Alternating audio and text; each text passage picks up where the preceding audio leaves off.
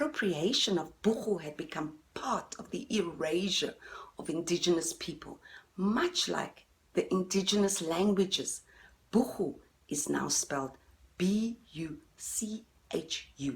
and very few people outside of the Cape have ever heard of it.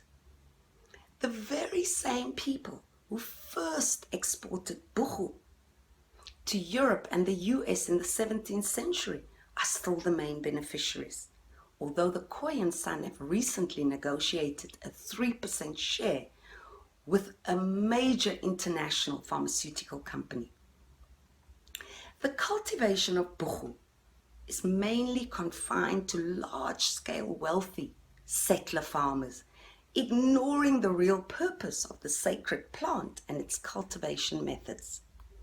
There are many, many forms of healing in Khoi culture, yet it is an obsession with people outside the Khoi and San communities to associate all healing rituals with witchcraft and just general creepiness, resulting in Khoi healing to be stigmatized. Khoi healing is so much more than just dancing around a fire. Smearing, which is called massage by other cultures, cupping and bleeding, wind and organ treatments are all parts of ancient Khoi and San healing. Although Boegoe was a major source of health for tens of thousands of years, for both the treatment of physical and mental illness, it is now known as a supplementary or ethnic medicine.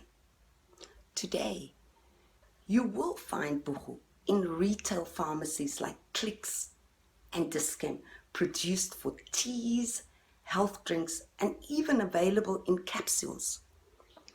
Indigenous medicines lose their potency when sugars and additives are included.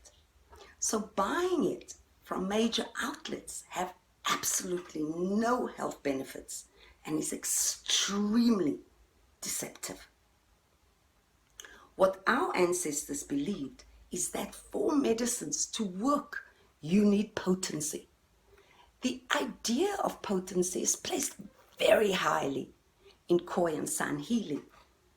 The settler could not comprehend this notion of invisible or vibrational healing and attributed this to witchcraft and superstition. Settlers were particularly dismissive of Boegoe, except for its revenue in their mother continent, Europe. Boegoe, with its potent smells used in Khoi and San rituals, is often rubbed under the nose to open the senses and encourage body alignment. Boegoe is also known to wake up and invigorate the body senses. As a toddler, due to difficulty in my family, I had the benefit to live with my great uncle in a rural area on the banks of the Berg River in the Cape. He was a railway worker and a very well-known Bossie's doctor. I am told much later in life, when questioning my own infantile amnesia or lack thereof, that I was already mixing and administering medicines by the age of 5. I was told by my herbalist great uncle that I was chosen to do medicines and that I have been gifted with genetic memory from several ancestors who practiced medicine.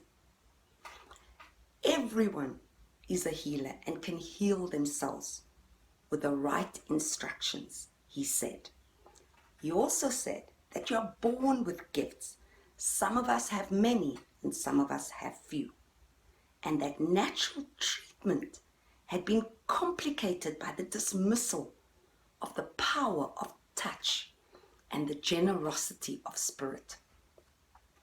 He said that potency is lost if too many persons handle medicines, and that everyone has joy, pain, trauma, love, anxieties, and that medicine absorb those vibration or energies and would become impotent, or is transferred to the sick if it's used or managed by too many hands.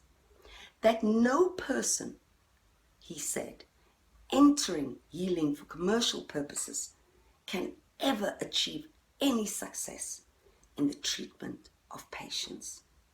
It is in this context and with the guidance of others with this gift that I practice this ancient medicinal trade.